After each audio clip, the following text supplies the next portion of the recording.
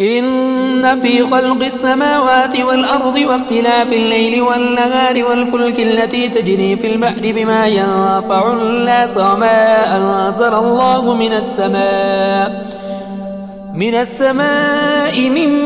ماء فأحيا به الأرض بعد موتها وبث فيها من كل دابة وتصريف الرياح والسحاب المسخر بين السماء والأرض لآيات لقوم يعقلون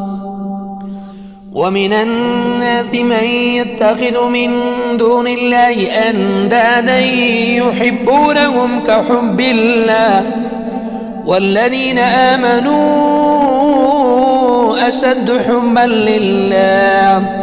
ولو يرى الذين ظلموا إذ يرون العذاب أن القوة لله جميعا وأن الله شديد العذاب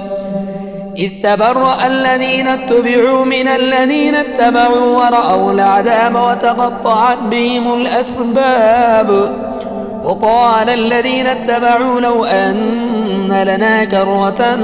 فنتبرأ منهم كما تبرأوا منا